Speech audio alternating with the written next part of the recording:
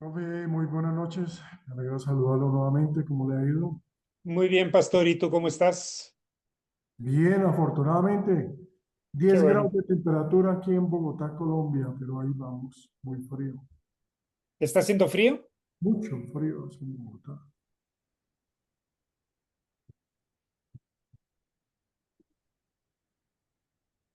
El clima anda muy alterado. Bueno, con ganas de hacer la presentación de primero con el grupo, profesor, está mi compañero Adrián también. Muy Ausente. bien, pues los voy anotando para ir dando orden en esto. Muchas gracias, Pastor.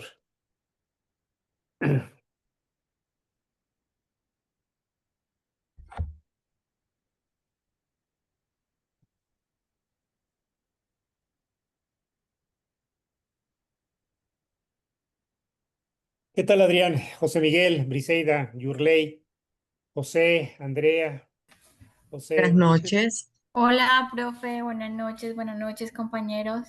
Buenas noches, profesor. ¿Cómo están? Buenas Muy bien. noches.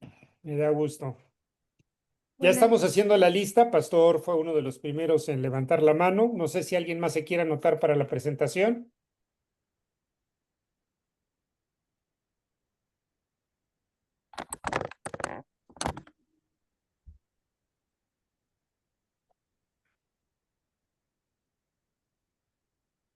Yo tengo 8:56. Vamos a dar 3 minutitos para arrancar.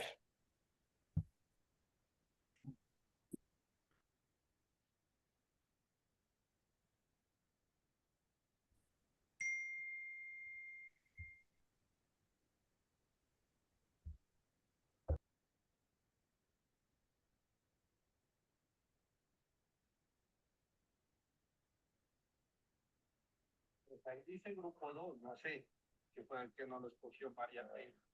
Yo igual ya estoy llegando a mi apartamento, yo creo que en 5 minutos llego.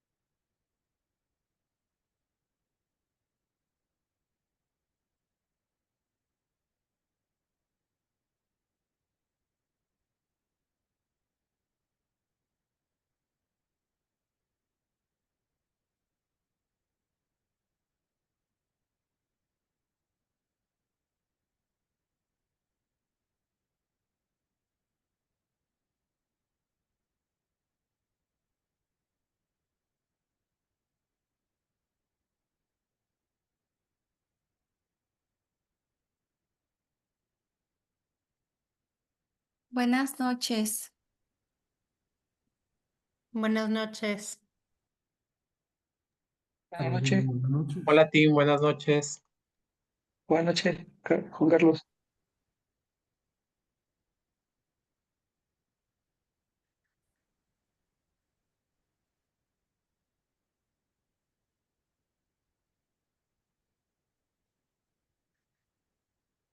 Buenas noches.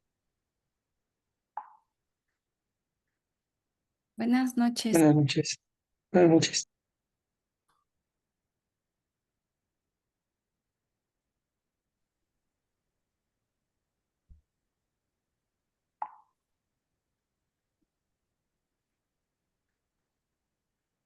¿Qué tal a todos? Muy buenas noches. Doctor, buenas noches. Buenas noches. Estoy haciendo la lista para ver si alguien va a hacer presentación en esta sesión.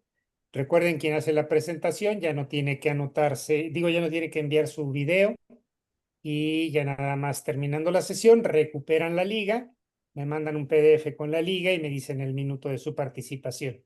Cada uno de los miembros del equipo tiene que anotarse y presentarlo. Anoto a Carolina, anoto a José Miguel,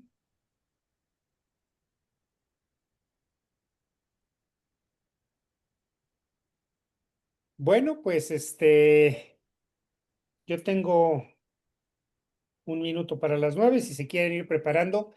Pastor fue el primero en proponerse, entonces, si quieres, Pastor, ve cargando tu presentación para que podamos escucharte con atención. Listo. José Manuel.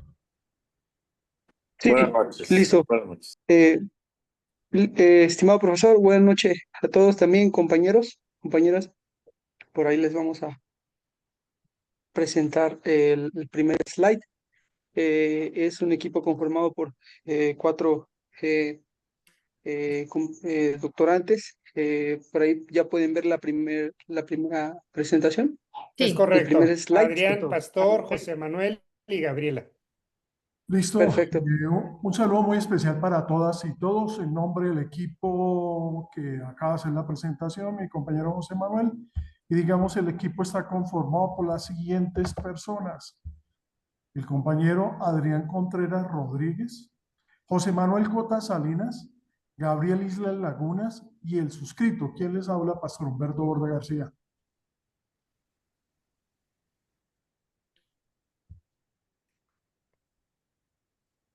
Buenas noches a todos. Espero que todos se encuentren bien. En esta ocasión nosotros elegimos un tema que en particularmente es muy, pues muy llamativo para nosotros y pues es de mucho interés. Nosotros estamos observando sobre el análisis bueno, creo que se movió la dispositiva. Estamos haciendo un análisis sobre el AI en aeropuertos. Este, Dentro de este análisis que nosotros formamos, estamos observando algunas áreas en las cuales nos enfocamos principalmente. Dentro de ellas es la seguridad y la detección de amenazas con el AI, especialmente cuando ocurre dentro de situaciones en donde hay peligros que pueden ocurrir dentro del aeropuerto. También es un enfoque en el reconocimiento facial y la vigilancia de inteligencia utilizada en el personal y las condiciones humanas. Esto es para hacer una observación de los videos que se están transmitiendo dentro del aeropuerto. También observamos una implementación del AI en la seguridad aeroportuaria y las inspecciones automatizadas de equipaje con AI, que este es un gran paso para las aerolíneas que participan de esta manera, donde pueden contribuir a una velocidad más rápida de la inspección del equipaje. Listo. Pastor. Sin lugar a dudas, nosotros consideramos pertinente, o más bien, la guía, la inteligencia artificial es un mar de conocimientos con una profundidad absoluta, es decir, todos los días aprendemos tan solo un centímetro y lo que estamos hoy presentando prácticamente es una parte de lo que acabamos de comentar. Digamos, el objetivo de la investigación es analizar las ventajas y bondades de la inteligencia artificial como una herramienta fundamental y de última generación en los aeropuertos internacionales. Lo vimos recientemente, en mayo de esta misma vigencia 2025, con la inauguración del aeropuerto Jorge Chávez en la ciudad de Lima. Un aeropuerto, digamos, obsoleto, viejo, que sufría alto grado de test desde el punto de vista hasta contable y de infraestructura para un aeropuerto completamente nuevo. Lo vimos, lo estamos viendo también en el Aeropuerto Internacional Felipe Ángeles, AIFA de México, donde prácticamente la inteligencia artificial tuvo muchísimo que ver, digamos, con cada una de las variables como lo acaba de mencionar mi compañero, mejorando y optimizando rutas, por ejemplo, reduciendo tiempos de espera, mejorando procesos de seguridad y de embarque, inclusive potenciando la tecnología de reconocimiento facial, mejorando incluso el flujo de pasajeros. Eso es fundamental, clave, digamos, la IA en cada uno, digamos, de los aeropuertos internacionales y del mundo donde se ha venido desarrollando. Perfecto. Adelante, Adrián, por favor. No, soy yo, ya me pude conectar. Adelante, Gaby, perdóname. Gracias, Ay, doctora. no se preocupen, perdón. Bueno, como lo mencionan mis compañeros, pues aquí dentro de la discusión es precisamente lo que mencionaba Modi, que la capacidad de generar respuestas rápidas y toma de decisiones en un lugar tan grande, tantas personas que hay, tantas nacionalidades, incluso idiomas, porque al final del día prácticamente es pues sí, un conglomerado del mundo, ¿no? Entonces, la idea de tener a la mano la inteligencia artificial nos va a dar potenciales herramientas para generar un ambiente de más seguridad, eh, y aparte poderles dar soluciones rápidas a los mismos pasajeros o a los mismos consumidores, ¿no? Porque pues prácticamente todo mundo ha utilizado un aeropuerto. Entonces, prácticamente esta idea de tener la inteligencia artificial a la mano es poder tener todas estas herramientas. Y no solamente en ese aspecto de seguridad, sino de optimización de diferentes servicios que nos van a ayudar tanto a las aerolíneas, los mismos pilotos y a los mismos pasajeros. Y dentro de la metodología que realizamos utilizamos 3 artículos que se publicaron en el 2025 y pues se analizó la información y se obtuvo una línea de referencia del año 2020 en adelante y se tuvo la comparación, ¿no? De los diferentes cambios o modificaciones que se han hecho a lo largo de estos años y cómo se ha implementado en los aeropuertos. Bien, aunado a lo que comenta la doctora Gabriela, el estado actual y las proyecciones de la inteligencia artificial aplicada en los aeropuertos se explica en donde hay una relación y un alto impacto en las condiciones humanas, desde, como lo decían, los pilotos, personal de apoyo en tierra, aerolíneas, la administración del aeropuerto, está haciendo más fácil el tema de sus trabajos, el tema de sus programas de trabajo y las revisiones. Y a continuación, en el slide, podemos ver en la matriz, en la columna número 1, la cantidad de indicadores, en la columna número 2, los tipos de indicadores, en la 3, los porcentajes o datos, y qué significa en la práctica. Específicamente, los aeropuertos ahora que utilizan biometría con inteligencia artificial para el embarque de las aeronaves, pues es ahora el 43% a nivel mundial. Es decir, casi la mitad de los aeropuertos ya utilizan reconocimiento facial o huellas dactilares en el abordaje. En cuanto al mercado de seguridad aeroportuaria, se ha invertido 16.36 mil millones de dólares en el tema de la inteligencia artificial, biometría específicamente, para hacer más rápido el pase del pasajero cuando llega al aeropuerto, estacionamiento, mostradores, sala de última espera y su abordaje, para hacer de manera más confortable el acceso del pasajero. Entonces ahí ya estamos tocando el tema de las condiciones humanas, en donde va a haber está habiendo un mayor confort, pero de igual manera está facilitando el trabajo de los colaboradores. Y también lo vemos eso en los rayos, en la inversión en rayos X para las maletas, en cuanto a prevenir el tema de explosivos. Y cuanto al mantenimiento preventivo, en la fila 5 y en la fila 6, pasajeros con opinión positiva a la biometría, ¿verdad? Que es el 64%. Ya para finalizar, conclusiones, como les decía, hay un impacto positivo en cuanto a las condiciones humanas utilizando la inteligencia artificial en los aeropuertos, específicamente en el tiempo de respuesta, optimización de flujos y mejoras operativas. Sí, y ahí también vemos en cada uno de los cuadrantes una descripción general del tiempo de respuesta en cuanto a mayor capacidad de detección temprana de amenazas, previniendo pues temas concernientes a accidentes o actos de interferencia ilícita, optimización de flujos y tiempos de procesamiento de pasajeros para el mayor confort, como lo decíamos, y el cuidado de las instalaciones. Esta es la bibliografía y agradecemos por su valiosa atención, igual valorando su tiempo y aprovechando el tiempo disponible para todos. Gracias. Muchas gracias. Muchas gracias por la presentación. Creo que es un tema interesante.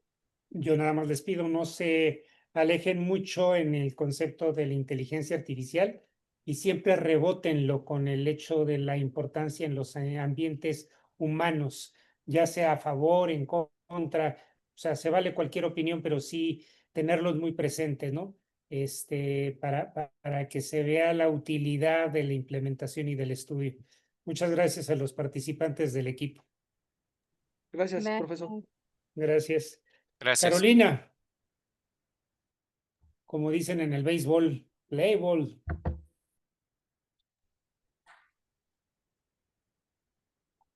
Gracias.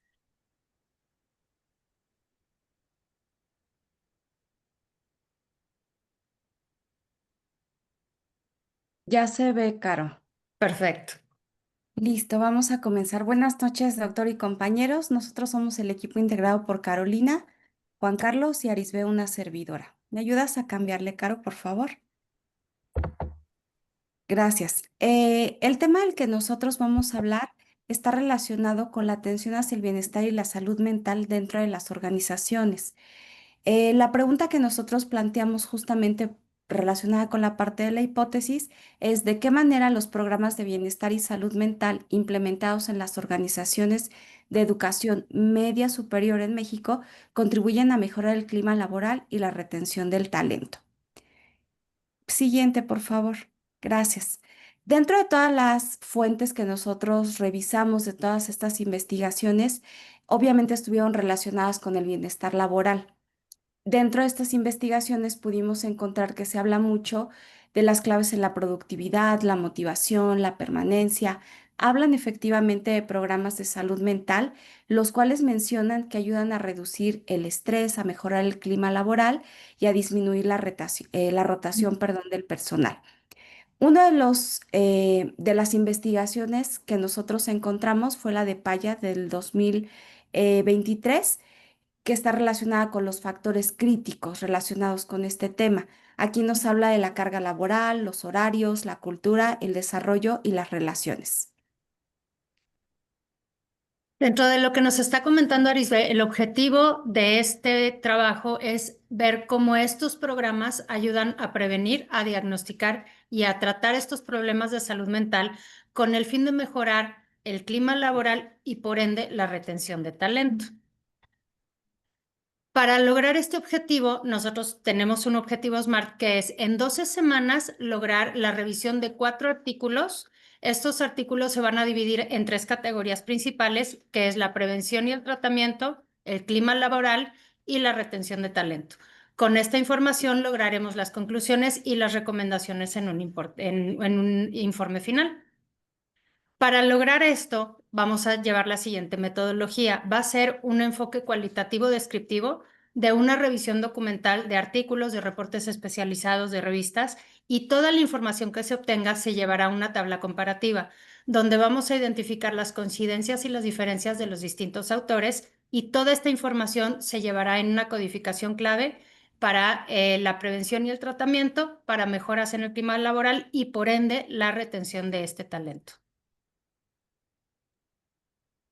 Para continuar, queremos compartir puntualmente cuáles fueron los artículos que nos parecieron que más pueden ayudarnos a responder la hipótesis planteada.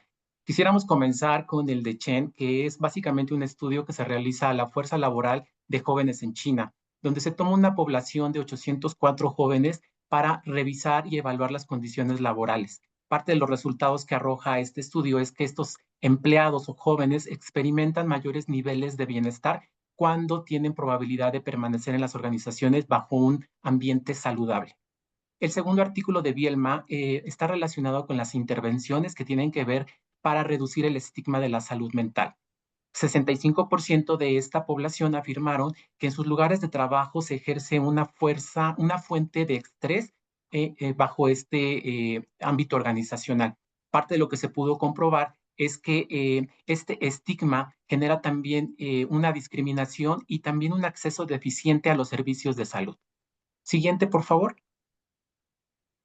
Para continuar, tenemos el artículo número 3, que está relacionado con la importancia de la salud mental en el ámbito laboral. Aquí básicamente compartimos datos alarmantes de la Organización Mundial de la Salud respecto a estos trastornos mentales que tienen que ver con el estrés, la ansiedad y en algunas ocasiones con las cifras de suicidio. Muy importante es también cómo a través de estas cifras se pueden generar bienestar de los empleados, que se traduce en un alto desempeño también efectivo y obviamente el alcance de los objetivos organizacionales. Y para finalizar, el diseño y validación de un programa de salud mental en las organizaciones por parte de Jaramillo nos permite comprobar y ratificar que el fortalecer la calidad de vida, no solo física, sino también psicológica, va a generar mejores condiciones y retención del talento en los centros de trabajo. Finalmente, dentro de las conclusiones encontramos que todas las investigaciones arrojan un efecto positivo que pudieron comprobar. Todas ellas identifican que las organizaciones están empezando a considerar una inversión que puede generar diferentes cuestiones positivas como la motivación, la productividad. La limitación que nosotros encontramos justamente es el periodo que vamos a trabajarlo, la cantidad de fuentes que vamos a poder leer solamente por las pocas semanas que tenemos. Y finalmente la proyección que nosotros queremos a futuro es realmente poder aportar algo con nuestra investigación que sirva a estas instituciones educativas de nivel medio superior en el país, ya que este tema se vuelve cada día más relevante. En la última diapositiva compartimos con ustedes algunas de las bibliografías y de nuestra parte sería todo. Muchísimas gracias. Muchas gracias, Arisbe. Muchas gracias, Carolina. Muchas gracias, Juan Carlos. Creo que el planteamiento es claro.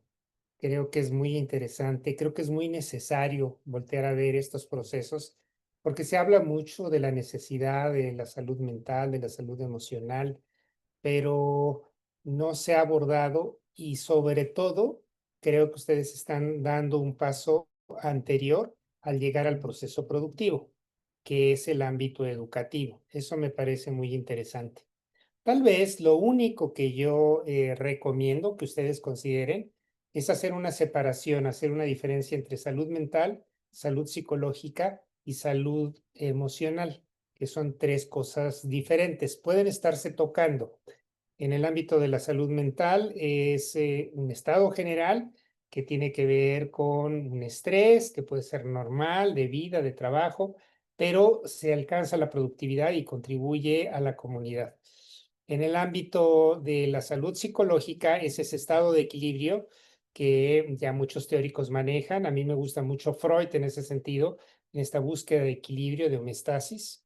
Y por último, el ámbito de la salud emocional, que parece ser que se ha volteado a ver y que tradicionalmente se incluye dentro del ámbito de la psicología y hoy se está separando porque de alguna manera tiene que ver con cómo tú tomas conciencia, cómo te vuelves de alguna forma consciente. No sé si ya les manejé el concepto de intención con C y intención con S. Intención con C como el grado de conciencia y intención con S como el grado de fuerza que se requiere. Entonces, creo que el tema es muy interesante. Desafortunadamente, creo que tenemos que ser muy cuidadosos porque a veces como que lo depositamos todo y no encontramos a veces las diferencias y tenemos que ser muy puntuales. Y claro, los tres bañan en el ámbito de la productividad, aunque se abordan de manera diferente. Pero pues bueno, los felicito. Muchísimas gracias. ¿Quién sigue? Estamos con José Miguel. Sí, profesor. Buenas noches. Gracias.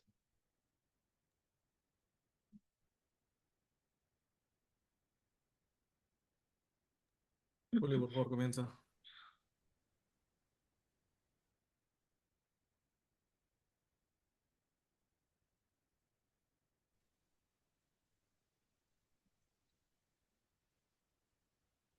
Julio, no se te escucha.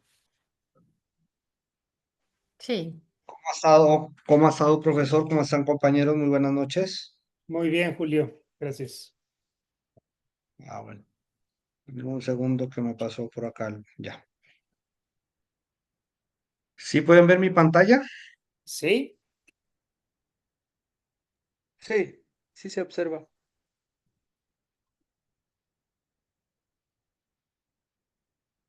Bueno, nuestro avance número 1 del proyecto de investigación, doctorado en Administración Empresarial, es la brecha de implementación, la desconexión entre la estrategia de gestión del talento y la experiencia vivida por el empleado en el sector tecnológico.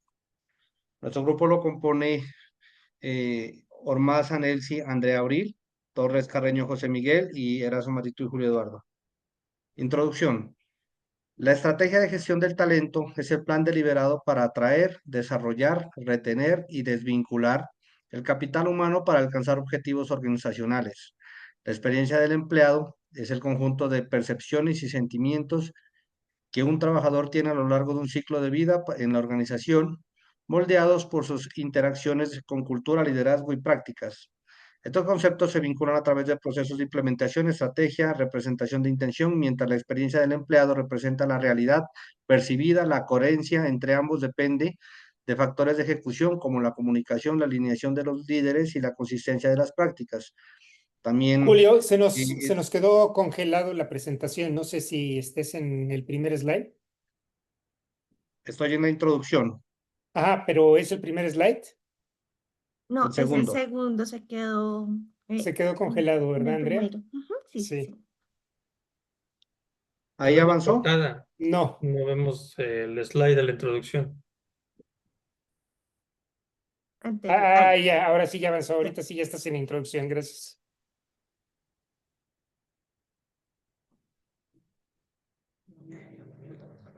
Entonces, bueno, y la consistencia de las prácticas, lo que les comentaba, pues que también, pues aquí tiene que ver mucho el tema de la velocidad que va cambiando la situación y pues la ineficacia que tenemos como de talento humano para adecuar ese cambio a los nuevos talentos que requieren las empresas o para sostener los mismos.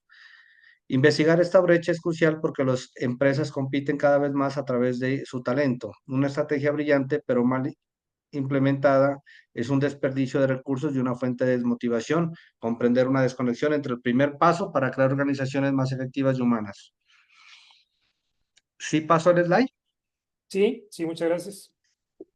La problemática central es la desconexión crítica entre estrategia y experiencia. Inversión versus realidad. Las empresas del sector tecnológico invierten significativamente en diseñar estrategias formales de gestión del talento, pero existe una brecha palpable entre lo planeado y lo vivido por los empleados. Consecuencias directas, tenemos la desconfianza hacia la organización, la disminución del compromiso, el aumento de rotación del personal y el fracaso de la investigación estratégica en el talento. Características esenciales del problema: originalidad, enfoque en la ejecución de la estrategia, no solo en su diseño, perdón, delimitación clara, empresas con más de 50 empleados del sector tecnológico colombiano, relevancia, pues tenemos la teoría, la práctica y lo social. La teoría contribuye a teorías de implementación estratégica, la práctica son herramientas diagnósticas para gerentes y lo social impacta en el bienestar y la productividad del empleado. Compañera. Sí, ¿me cambias el slide, por favor? Gracias. Bueno, la justificación de nuestro proyecto busca mejorar la eficacia organizacional y el bienestar de los empleados, proporcionando un marco para poder cerrar la brecha entre lo que se planea y lo que se ejecuta. El objetivo principal de nuestra investigación es analizar la desconexión que existe entre las estrategias formales de gestión del talento y la percepción real de los empleados en empresas de tecnología en Colombia. El problema central es que a pesar de las grandes inversiones en estrategias de talento que se realizan en las compañías hoy en día, hay una desconexión con la experiencia práctica del empleado. Y esto causa en los colaboradores desmotivación, desconfianza y aumento en la rotación del personal.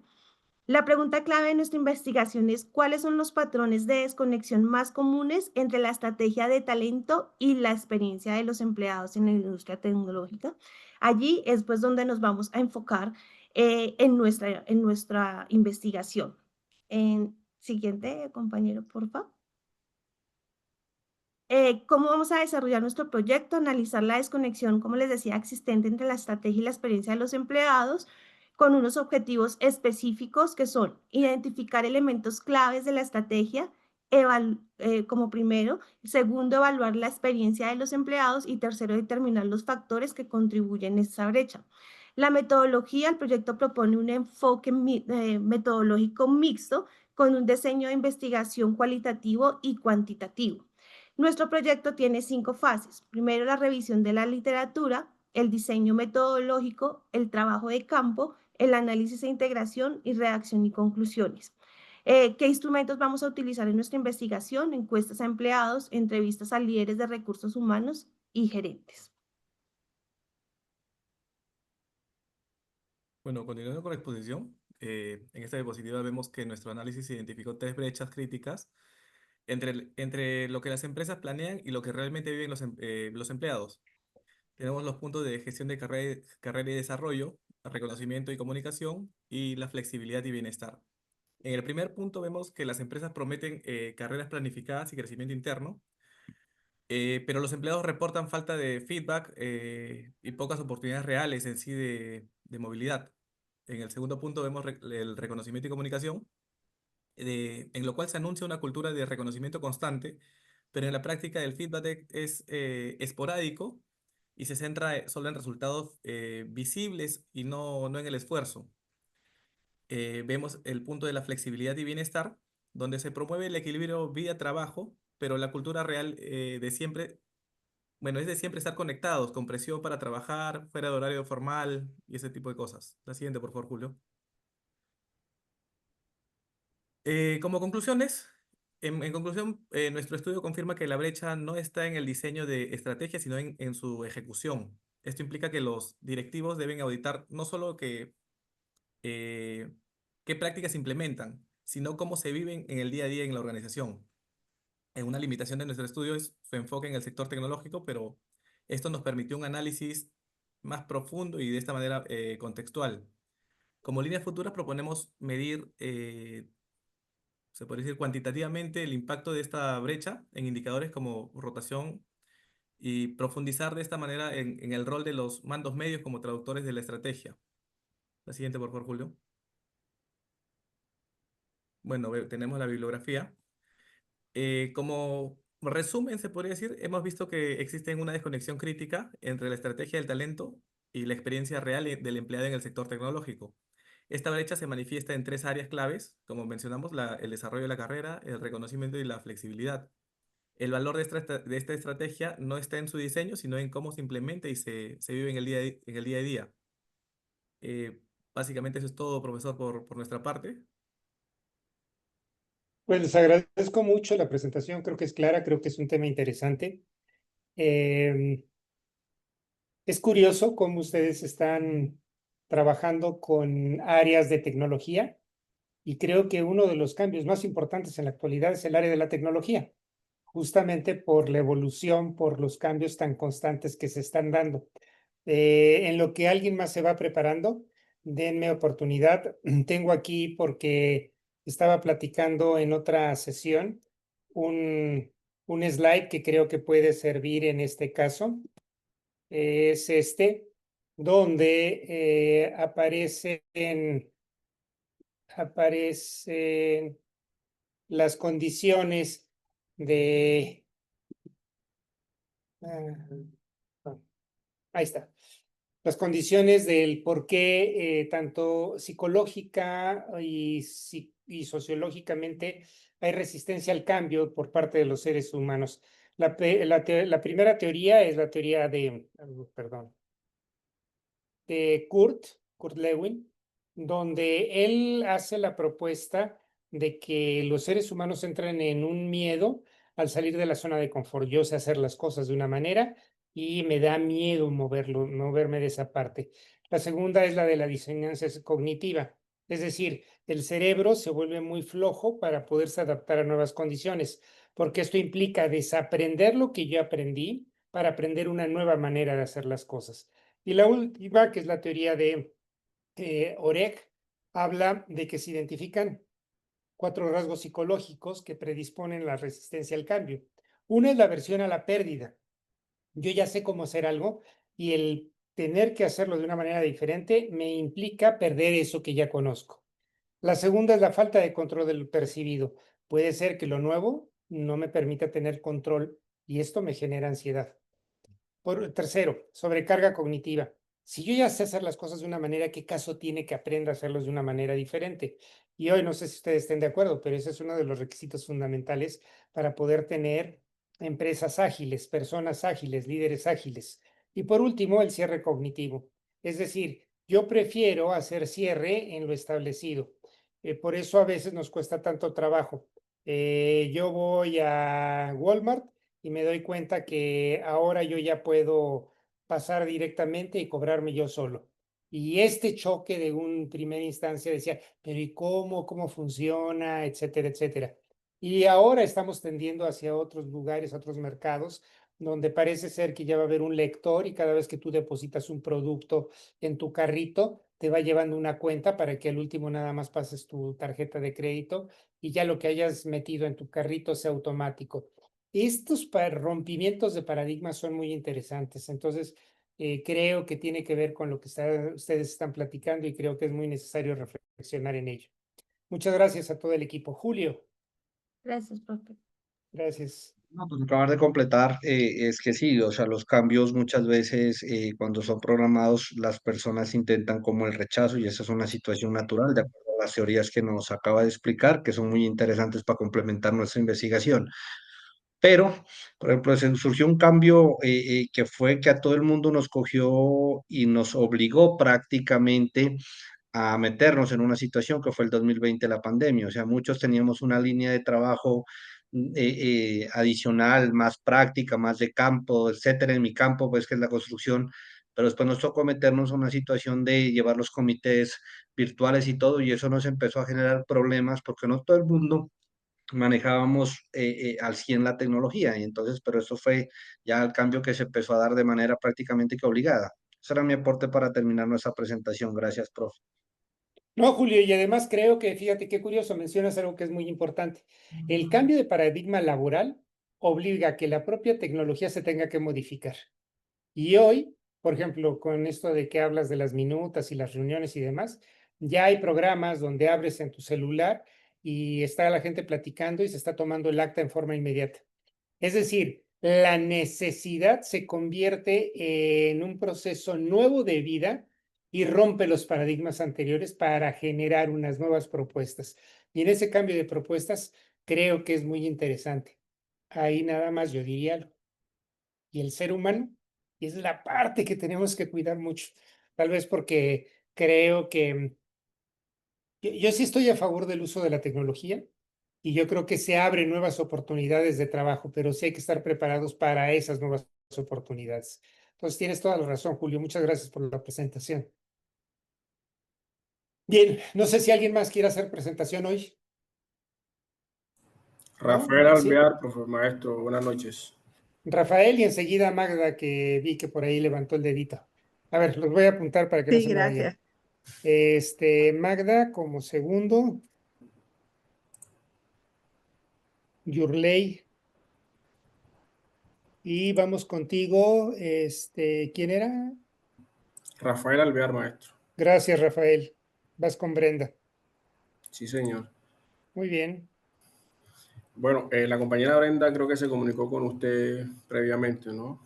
Ella hoy no nos está acompañando en clase. Sin embargo, esta es nuestra presentación con relación al avance de nuestro primer proyecto. Muy buenas noches para todos. Nuestro proyecto básicamente se refiere a unos modelos de compensación flexible utilizados en instituciones de educación superior, donde de una u otra manera hemos identificado algunos diseños en materia de recompensa en lo que es las personas trabajadoras eligen dentro de un menú que de una u otra manera las instituciones de educación superior le han brindado como una combinación de beneficios tanto monetarios como no monetarios, donde vinculan todo el tema de salud, ahorro previsional, tiempo libre, apoyos de cuidado, trabajo híbrido, entre otros. De una u otra manera, integrando el enfoque de recompensas totales.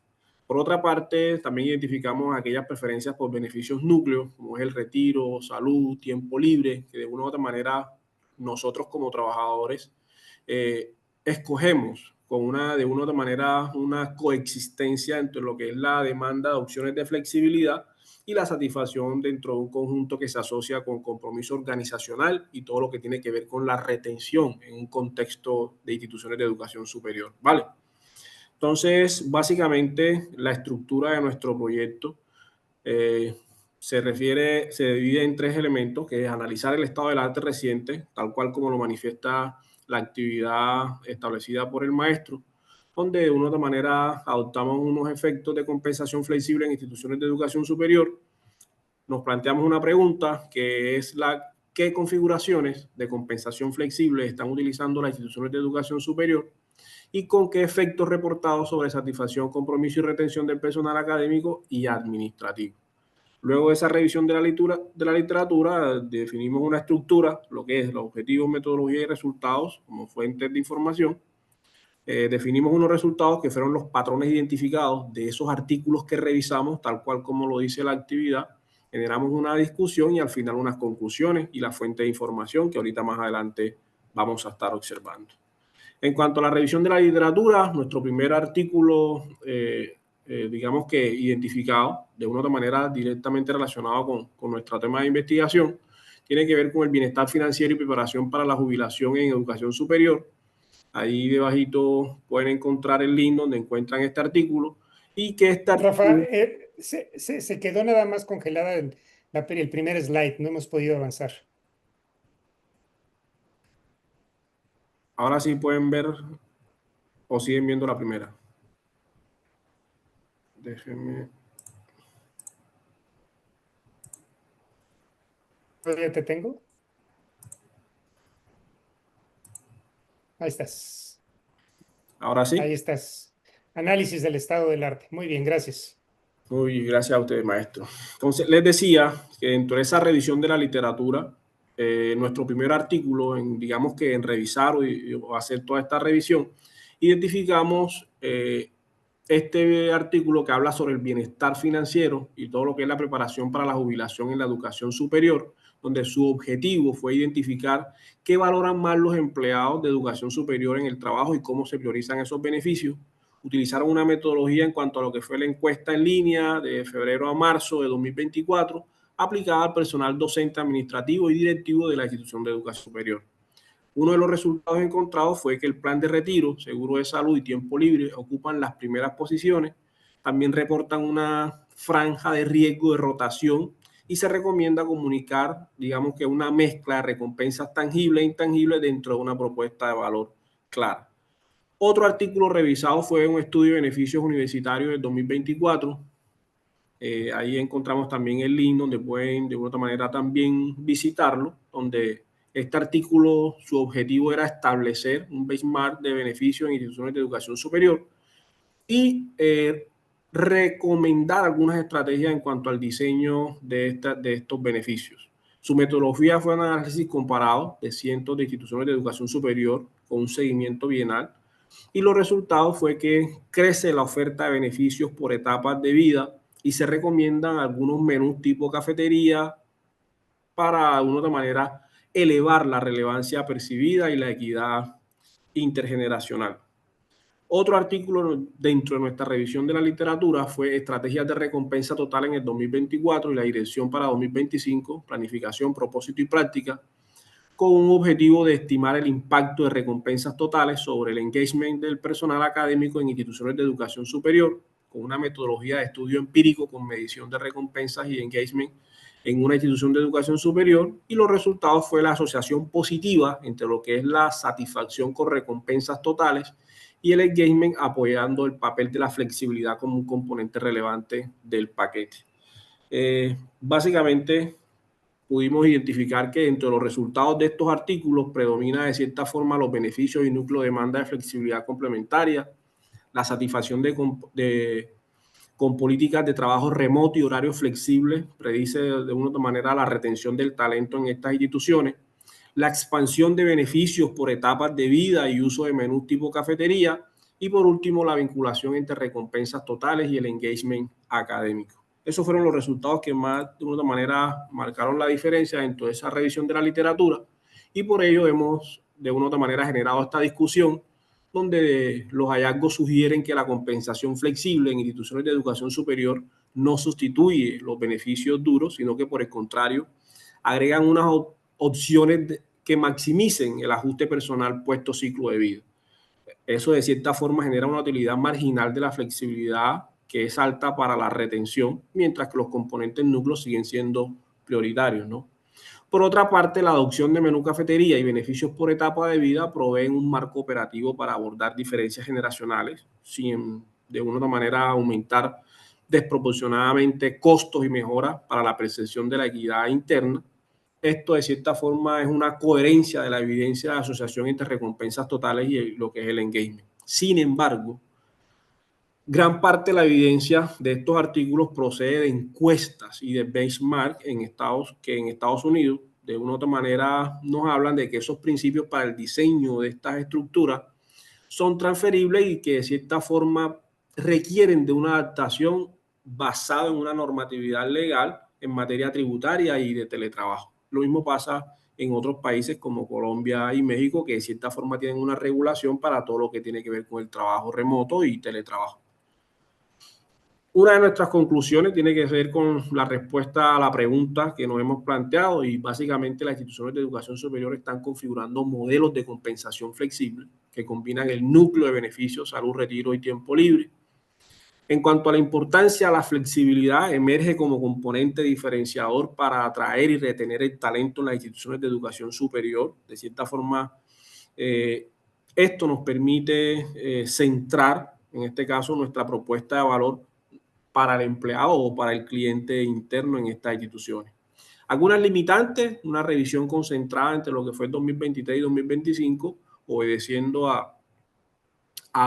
digamos que a las instrucciones de la actividad planteada por el maestro, donde de cierta forma nos invitaba a no pasar de 3 años los artículos a revisar, y predominó de cierta forma estos estudios en Estados Unidos, que fue donde de cierta forma enfocamos nuestra revisión.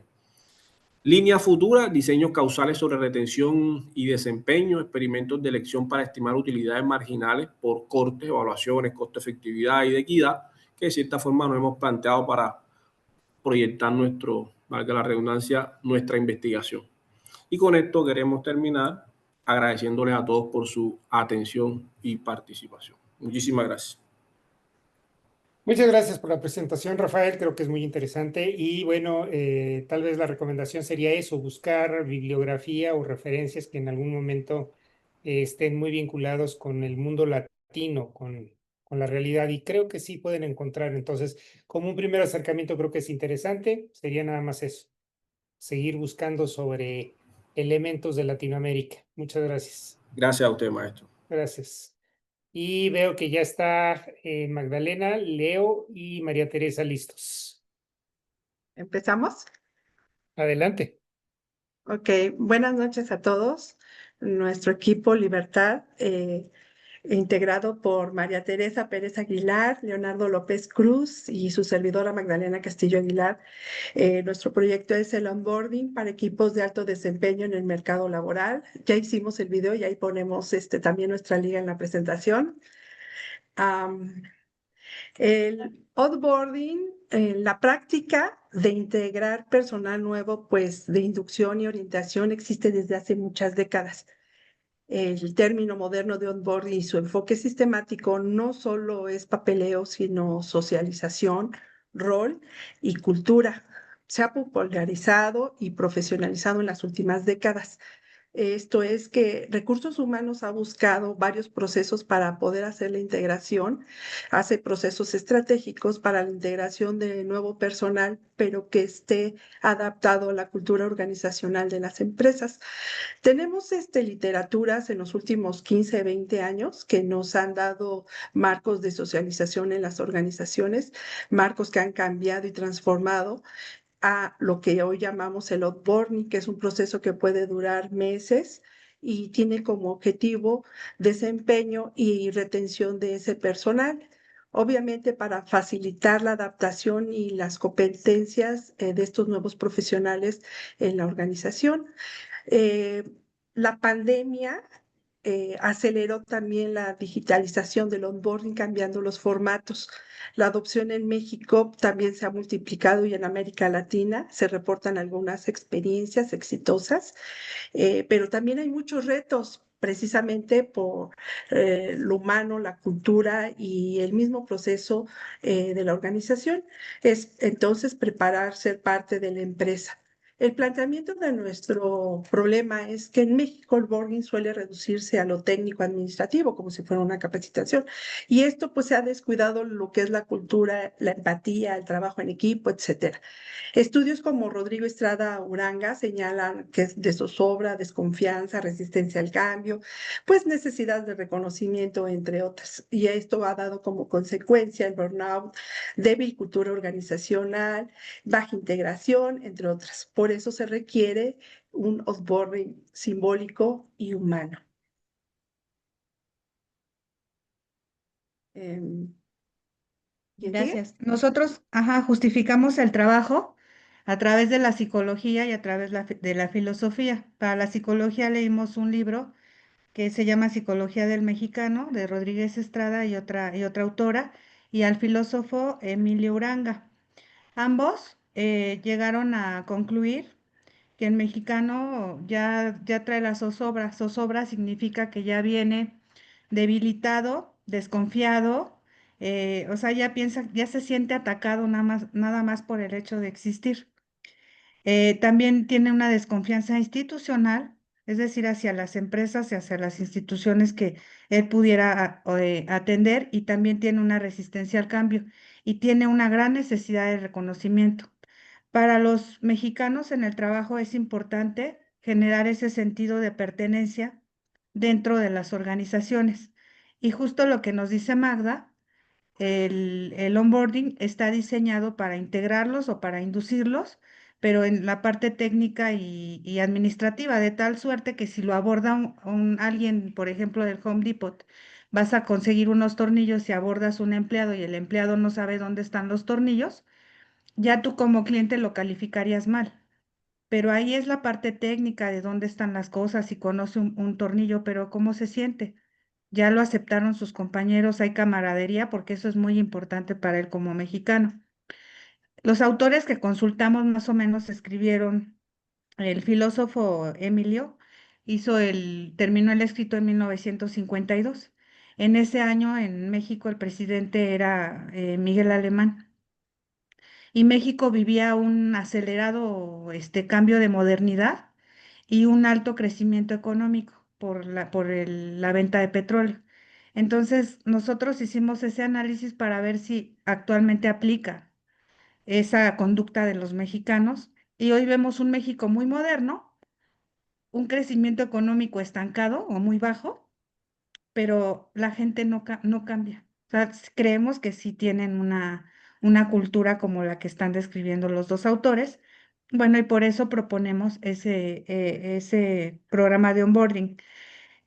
De tal suerte que nosotros vamos a diseñar un plan. ¿Puedes pasarte hasta la hipótesis? Ahí, antes. Ajá. Entonces, nuestra hipótesis de la investigación será: si diseñamos un onboarding que esté alineado a la cultura laboral mexicana, que sea inclusivo, empático, entonces eso fortalecerá el sentido de pertenencia, el trabajo en equipo, y lo podremos orientar a la obtención de resultados de los colaboradores. Entonces, así lo pensamos y lo vamos a desarrollar así. Listo. Vas, Leo. Ok. Leo. Sí, buenas Hola. noches, sí, buenas noches. A ver si le dan a la que continúe. Objetivo. Sí. Bueno, dentro de los objetivos los dividimos en dos partes, ¿verdad? El primero fue un objetivo general, donde diseñamos un plan de onboarding, como ya comentábamos, inclusivo, empático para el trabajador mexicano. Y de ahí tomamos en cuenta 4 puntos específicos: la parte analítica, cultural y emocional. Quiero hacer un énfasis aquí. Daniel Goleman citaba que dentro de las emociones, ¿verdad?, se encuentra la alegría y la tristeza. el mexicano o las personas, ¿verdad? Funcionan a través de también emociones. La dignidad no es una emoción, pero ¿qué sucede? ¿Verdad? ¿Qué sucede cuando alguien en un ambiente laboral me trata con dignidad? Pues me da alegría, me da orgullo. Pero ¿qué pasa en lo contrario? Que cuando no me tratan con respeto, me da ira y en este caso también tristeza. Y baja la empatía, baja la proactividad laboral. En este sentido, debemos seguir identificando, ¿verdad? Estas limitantes en el proceso. Y en el tercer punto sería fundamentar teóricamente un onboarding inclusivo. ¿Qué es un ejemplo de esto? Se me viene ¿verdad? A la mente la inclusión del filósofo Platón. Toda instrucción, todo onboarding, que significa introducción, inducción. Platón decía que la introducción o el principio es el principio más importante de todo. Entonces, eso es un elemento que desde 427 años de Cristo, ¿verdad? Hoy día es una ideología que se está vertiendo en el México moderno. La propuesta del objetivo 4 sería proponer un módulo de un onboarding estratégico ya con estas nuevas tendencias como el doctorado, planeación estratégica, ¿no? Y ya vimos eso anteriormente en la anterior asignatura. Y por último, validar el impacto de la integración laboral. Continuamos. Ok. En el marco teórico, prácticamente hicimos los más adecuados para no entrar en detalle, la psicología del trabajador mexicano. Recordemos anteriormente, voy a citar un poquito es una frase moderna, ¿no? En este contemporáneo. Michael Jordan decía que las personas ganan partidos, pero los equipos ganan campeonatos. Entonces, si nosotros a través de la psicología empoderamos y a través del onboarding empoderamos a nuestras personas, a nuestros empleados, a nuestros socios, podemos hacer que ganen muchas cosas más, como en este caso, alegrías, emociones. En otras palabras, ponerse la camiseta y tener buenos resultados.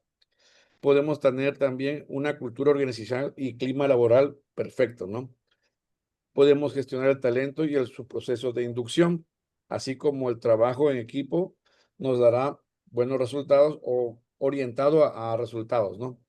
Todo mundo quiere unas empresas donde el jefe no mande, sino que el equipo se lidere por sí solo, pero eso se tiene que hacer a través de resultados. Y obviamente, en un término coloquial de fútbol, si no rayamos la cancha o si no damos un onboarding adecuado, pues no podemos empezar, ¿no?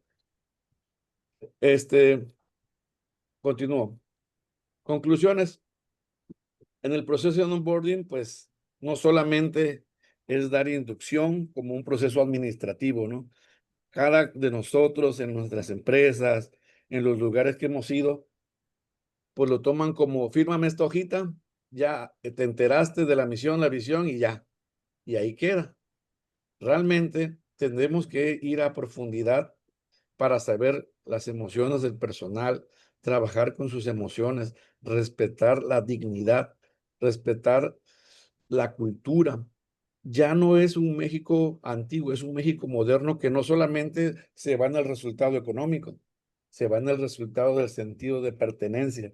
Si nosotros logramos tener un onboarding para la cultura mexicana, para los trabajadores mexicanos, podemos tener fortalezas de productividad, el sueño dorado de todos los empresarios, una empresa rentable, y obviamente en el sentido más estricto, ganar, ganar, y esto va a fortalecer, ¿verdad? Los compromisos y los beneficios serán totalmente para la organización. Y aquí agregamos las referencias. Por su atención, muchas gracias. Gracias. Muchas gracias, Tere, Magda y Leo. Creo que es muy interesante su propuesta. Ahí les estaba escribiendo. Sería muy conveniente que pudieran hacer una revisión de la teoría de Gerd Hofstede, que es un holandés que hace un estudio a nivel mundial de las culturas y algo que habla de cómo las culturas nos van dando ciertos ámbitos de personalidad, que creo que tiene que ver mucho con lo que ustedes están tratando, que es este proceso. Anteriormente le llamábamos inducción, ¿verdad? Y hoy cambia la dimensión y se habla del onboarding. Y luego les estoy adjuntando ahí un video de un señor que se llama Oso, bueno, le dicen Oso, y que hizo la entrevista de una chica que se dedica al área de recursos humanos y que hace una propuesta que me parece muy interesante, ver el área de recursos humanos como un área estratégica. Creo que puede ser interesante y sacar algunas ideas. Gracias, Leo. Creo que sí es muy, muy interesante. Muy bien, pues les agradezco mucho. No sé, tenemos todavía 5 minutos. ¿Podemos seguir, doctor? Claro, Habla ¿quién, Héctor. Héctor? Héctor, Lo que pasa es que tenía a Yurli y a adelante, adelante. Carlos Franklin. No sé si ya estén Adelante. listos. Sí, profe, buenas noches, sí, mi equipo ya está listo. Listo. Adelante, Yurli, por favor. Gracias. Voy a proyectar.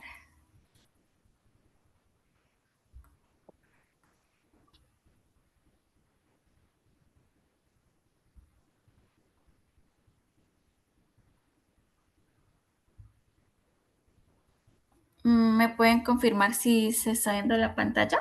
Ya se ve, vemos el primer slide. Gracias. Pero...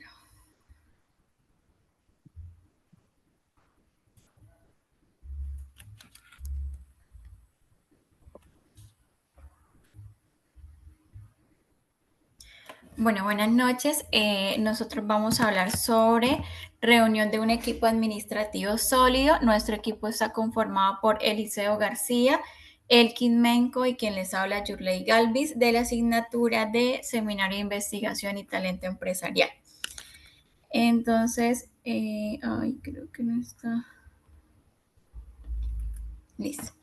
Entonces, en reunión de equipo administrativo sólido, en este contexto actual, las organizaciones y en este mundo pues contemporáneo, caracterizado por el entorno altamente dinámico, competitivo y marcado por la transformación digital, la conformación y gestión efectiva de equipos administrativos sólidos se visualiza como un componente crítico para la sostenibilidad institucional y el logro de objetivos estratégicos. Entonces, las reuniones ejecutivas en tantos espacios formales y articulados hacen que la toma de decisiones a veces sea no tan eficiente.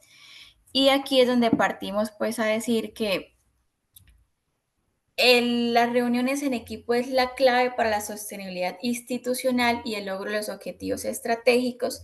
Y nosotros pudimos identificar 3 factores que consideramos importantes. Uno que es más que un evento operativo, es espacio de liderazgo colectivo y toma de decisiones. A veces las reuniones se vuelven muy de que no es mi opinión, no es un trabajo en conjunto donde siempre pues debe haber la vocería, el liderazgo para llegar a una toma de decisión efectiva. Segundo, sustentado en la teoría de sistemas, liderazgo transformacional y la gestión del conocimiento. Y tercero, se enfoca en alineación estratégica, sinergia y flujos efectivos de información. Entonces, dentro de los contextos, podemos decir que un equipo administrativo sólido es un grupo de profesionales dentro de una organización que mediante la interacción continua y bien estructurada toman decisiones claves para la operación y la estrategia de las empresas. Y dentro de esos conceptos tenemos 3 principales, que es el liderazgo efectivo, la cohesión de equipo y la comunicación. Y existe una relación entre ellos que primero, un buen líder fomenta la cohesión. Segundo, la comunicación efectiva reduce conflictos y mejora la toma de decisiones. Y estos 3 factores juntos impulsan la efectividad de un equipo sólido administrativo. Entonces, dentro de este equipo, su desempeño impacta en 3 ítems fundamentales, que es la productividad, el uso eficiente de los recursos y la adaptación ante los desafíos. Y con todo esto, entonces nosotros ya formulamos la pregunta de investigación y es cómo influye la cohesión, el liderazgo y la toma de comunicación en la efectividad de los equipos administrativos.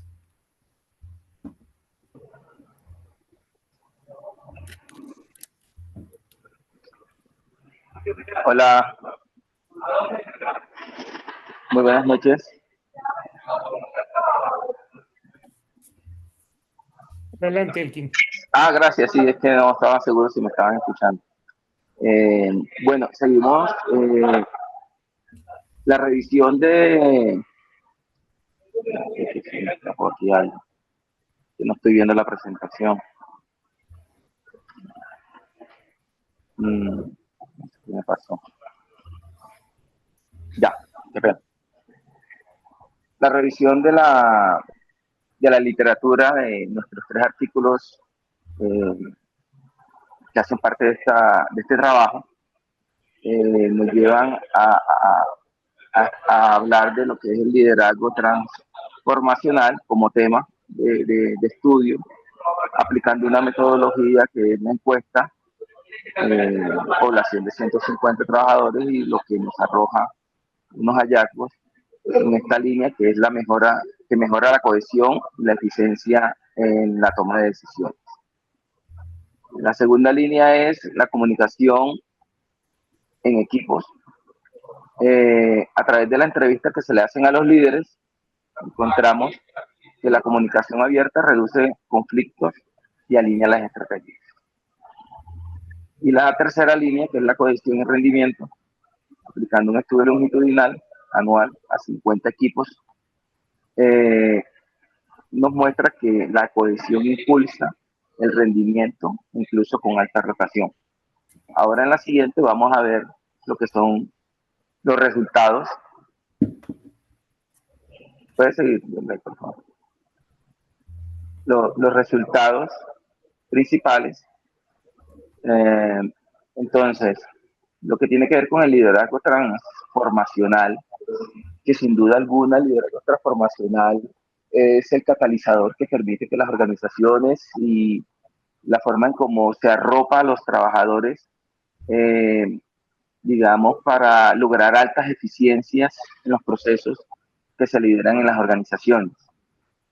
En cuanto a la comunicación efectiva, encontramos que reduce los conflictos y mejora la alineación.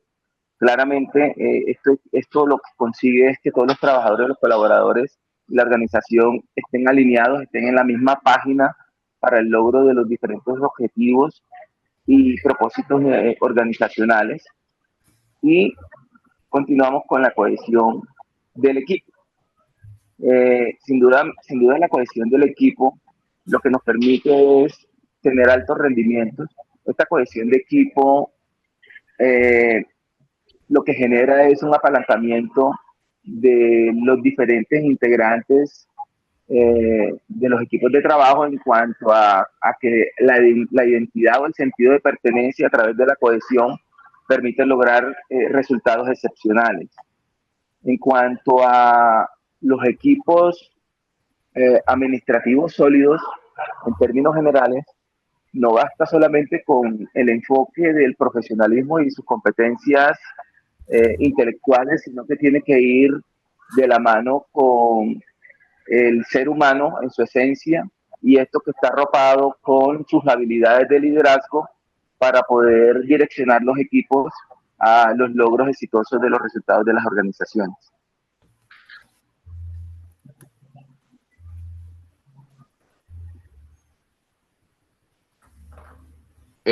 Muy buenas noches. Continuando con lo que viene manifestando el compañero Elkin y la compañera Yurley, ya de último es la discusión de los resultados.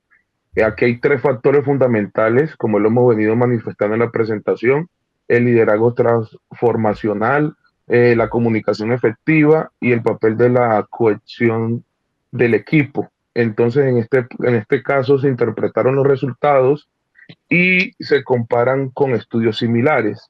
En este caso, se compararon con 3 estudios similares. En el primer caso con Betts, digamos de que en la bibliografía está relacionado el enlace de estos artículos, en la cual manifiesta que el liderazgo coincide en la comparación, cuando se hace la comparación, en el liderazgo transformacional, donde coinciden que es un liderazgo inspirador que aumenta la moral y facilita la adopción de nuevas estrategias.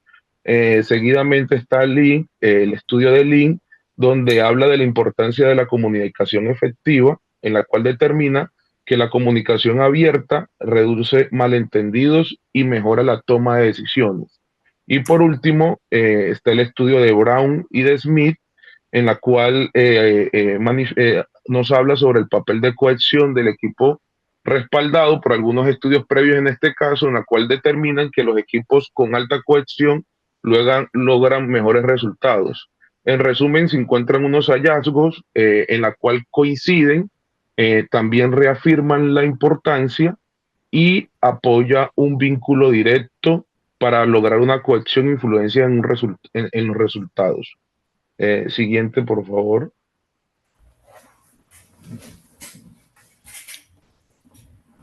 En conclusión, tenemos 4 conclusiones a resaltar básicamente dentro de la presentación.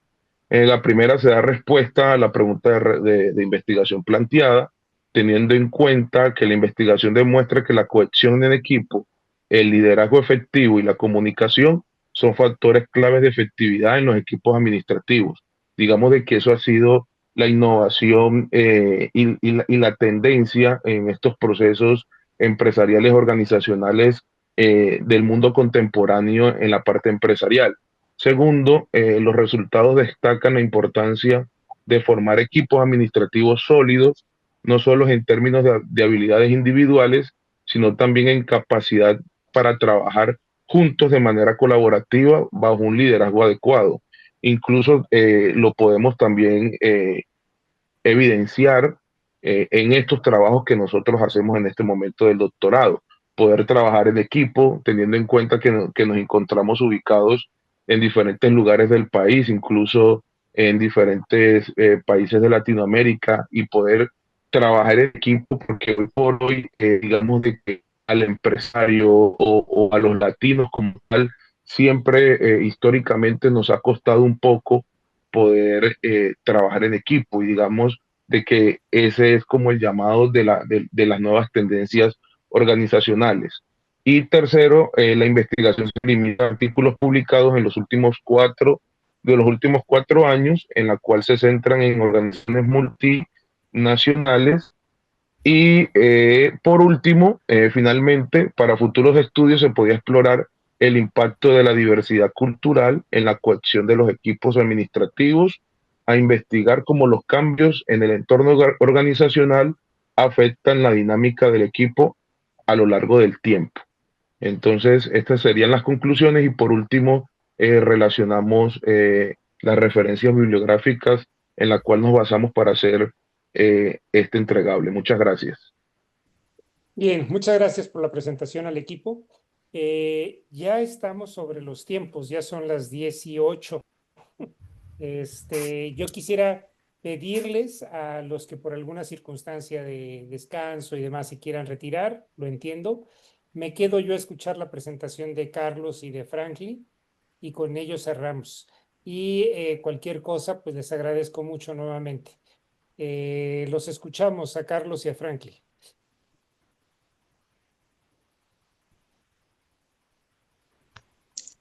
Adelante, Gracias, Franklin. Doc. Nosotros vamos a hacer un proyecto investigativo con 2 temas. Es la planeación prospectiva y la planeación estratégica. Vamos a tratar de unir esos 2 temas.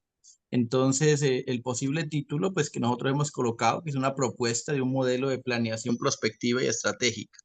Para la gestión universitaria, queremos trabajarlo nosotros acá en Colombia, en una universidad que se llama la UNAT. Y esa es una propuesta que sea más aterrizado aquí en Colombia. La otra propuesta es trabajarlo a nivel de Latinoamérica. Todavía nosotros estamos en esa parte que estamos decidiendo todavía cómo lo vamos a hacer cuestión de que si lo aterrizamos aquí en Colombia o lo colocamos a nivel de Latinoamérica. Entonces, en esta primera parte tenemos ya, pues nosotros un proyecto de investigación con un posible título. Lo primero que he dicho es eso, de que si lo colocamos a nivel de Latinoamérica es un poco más amplio y si lo colocamos a nivel acá de Colombia, pues sería en la UNAT. Entonces, Carlos nos ayuda con la pregunta de investigación. Sí, buenas noches para todos. Sí, la pregunta de investigación es ¿cómo puede un modelo de planeación prospectiva y estratégica fortalecer la capacidad adaptativa y transformadora de una universidad en contextos de cambio acelerado? Tiene mucha relación con la presentación que nos hacía el profesor sobre el tema de la gestión del cambio, sobre la construcción del futuro y bueno, muchos temas que tienen que ver hoy en día con esa planeación a largo plazo, con esa planeación con visión prospectiva. Adelante. Los objetivos, entonces tenemos un objetivo general para todo eso, que sería diseñar y validar un modelo de planeación prospectiva y estratégica que fortalezca la gestión universitaria en contexto de transformación digital y sostenibilidad. A los objetivos específicos para apoyar ese objetivo general, y como ya lo he dicho, estamos debatiendo todavía si nos quedamos acá en lo de Colombia o si lo colocamos pues a nivel de Latinoamérica. Ahí están los tres objetivos, los podrían ustedes echar un vistazo, la vista es más rápida que la lectura para que no nos demoremos tanto. Continuemos más con esta parte que es el estado del arte, que Carlos nos va a ayudar con el estado del arte.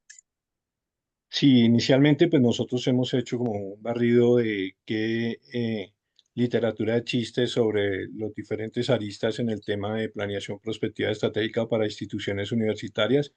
Uno de los más importantes es el profesor Michel Godet, que es pues uno de los prospectivistas modernos más importantes. Él tiene su propia página con las herramientas, los libros y todo esto sobre análisis de escenarios, ha hecho escenarios empresariales, escenarios prospectivos, y aquí pues lo que vamos a tratar de buscar es como ese tema de metodologías empleadas en análisis de prospectiva. Está Clary Harrison, que nos plantean el análisis del impacto del liderazgo en la estrategia universitaria.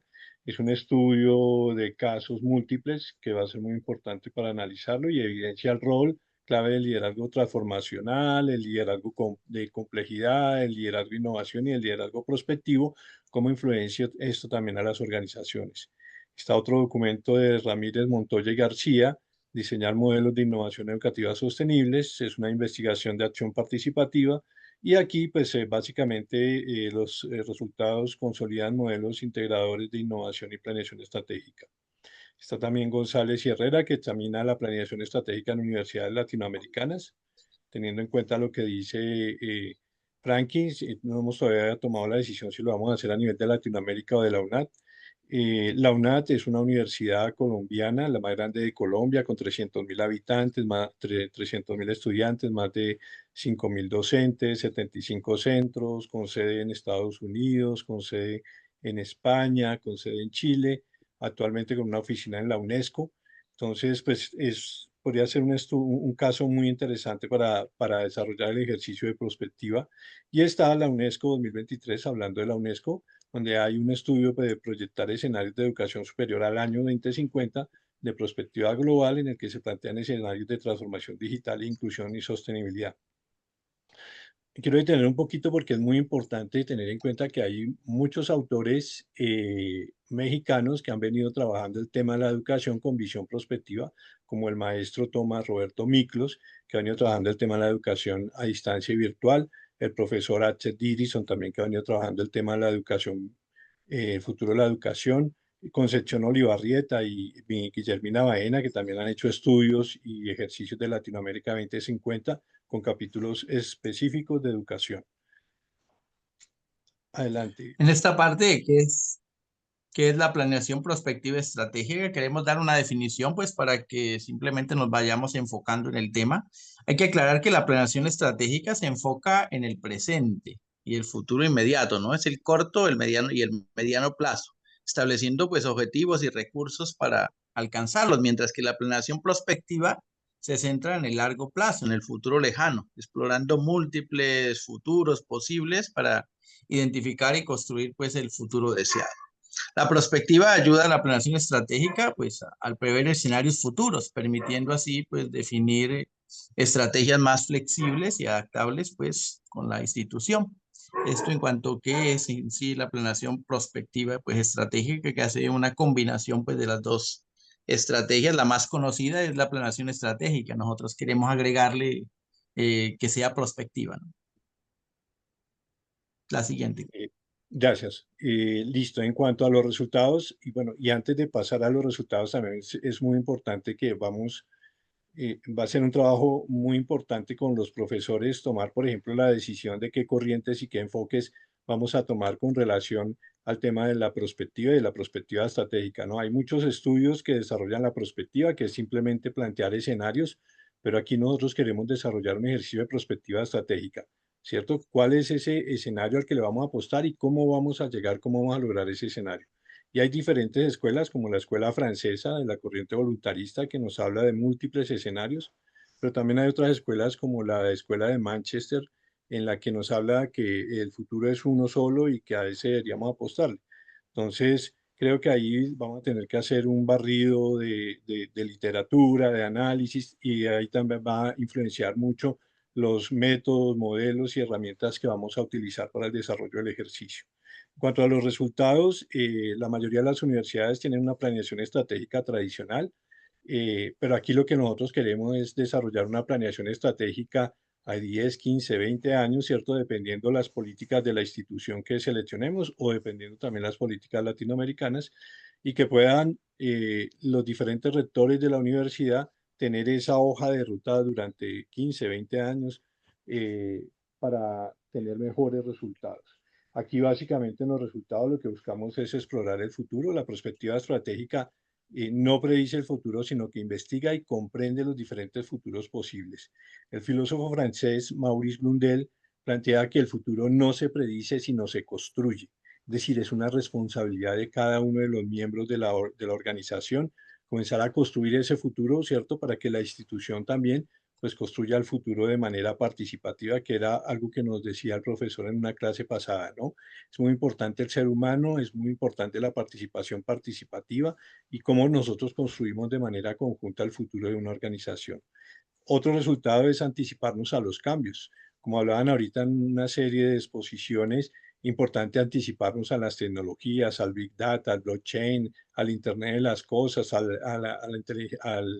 la realidad aumentada, a la realidad virtual, a los drones, bueno, a todos esos temas, a la computación cuántica. Es muy importante que nos preparemos desde hoy para esos cambios en las instituciones universitarias y configurar el futuro, que a través de la comprensión se pueda influir desde el presente para construir ese futuro. Uno de los fundadores de la prospectiva, el profesor Gastón Berger, define la prospectiva como la ciencia que estudia el futuro para comprenderlo y poder influir en él. Entonces creo que eso es importantísimo, ¿no? Comenzar a estudiar, ¿cierto?, cuáles van a ser esos posibles cambios y desde el presente comenzar a trabajar para poder anticiparlos. En la discusión... La discusión, entonces, lo principal, como todo lo que se propone y todo lo que sea nuevo, pues hay un miedo, ¿no? Entonces, esto es lo primero que nos va a detener o lo que nos va a detener en las instituciones que quieran aplicar una planeación estratégica y prospectiva. Entonces, algunos le tienen miedo a lo desconocido o a aquello que apenas está comenzando. Entonces, algunos dirán, no, eso es, apenas está en propuesta, hay que mirar a ver que se aplique en otras instituciones, a ver cómo funciona para hacerle un análisis, para hacerle una evaluación. Eso es lo que nos va a detener o eso es lo que va a detener esta propuesta. No es una predicción, ¿sí? Aquí no estamos haciendo magia, no se trata de hacer magia o predecir lo que decía Carlos hace rato, se basa en que el futuro no es predecible, pero sí es construible, ¿no? Se puede construir. Un uso de la inteligencia colectiva, ¿no? Lo importante de esta propuesta es que aquí queremos abarcar tanto los directivos, los docentes, discentes, todo el personal administrativo. Toca utilizar varias metodologías para acercarnos a ellos, eso va a ser bien interesante, y mirar cómo ellos tienen esa resiliencia o también esa negación o ese miedo también al cambio. Esa es la propuesta, tratar de analizar todo esto desde el personal humano, a ver cómo en toda la comunidad educativa pues podemos hacer este planteamiento o esta propuesta de una planeación estratégica prospectiva. La importancia del proceso, la forma en que se explora y socializan las expectativas de futuro es tan valiosa como los resultados, ya que cuestiona los supuestos y mejora la toma de decisiones. Eso en cuanto a la discusión, aunque es muy amplia, a manera de conclusiones, Carlos. Sí, bueno, inicialmente pues lo que se puede concluir es que es importante comprender la diferente gama de futuros posibles. Como lo comentaba anteriormente, pues el futuro tiene a través de diferentes escenarios podemos nosotros construir esos futuros escenarios. Es muy importante para la toma de decisiones, que sea una toma de decisiones más informada, con perspectiva a largo plazo. Y la planeación estratégica prospectiva permite a las organizaciones prepararse para la incertidumbre, para las perturbaciones, para las oportunidades futuras, para las pandemias, ¿cierto? Para los desastres, ¿cierto? Aumenta la capacidad de adaptación, que es muy importante hoy en día en las organizaciones, y ayuda para que una universidad o empresa, ¿cierto? Tenga una capacidad mayor de resiliencia. Adelante. Y la última es la innovación. La que tenemos ahí, la última conclusión es que toda esta propuesta nos va a dar una innovación, va a proponer pues que tanto el personal administrativo se meta en esta propuesta. Va a ser difícil si hay una cantidad de retos con esta propuesta. Como lo dije, ya está el miedo y está lo otro que nos van a decir, esto todavía no se ha visto o esto apenas hay que esperar cómo se desarrollan esas instituciones. Entonces, la planeación estratégica prospectiva va a abrir la puerta, ¿no?, a la exploración de nuevos mercados, productos, servicios, va a impulsar el desarrollo, las ventajas competitivas, que eso es lo que nosotros pues esperamos con esta propuesta. Lo último es ya la bibliografía. Agradecerles la atención prestada. Muchas gracias por la presentación. Habría que revisar también esto de la propuesta de los saltos cuánticos, que creo que es muy necesario verlo como una posición hacia el futuro. Pues muchas gracias a todos, una excelente sesión. Les agradezco el esfuerzo por quedarse un poco más de tiempo y si Dios nos lo permite, nos vemos el próximo martes. Cuídense mucho. Bien. Gracias. Buenas noches. Bueno, Gracias. compañeros. Buenas noches. Buenas noches. Buenas noches. Gracias, hasta luego. Hasta luego, buenas noches. See you later. Y yo. See you later. Bye. Good night. Bye.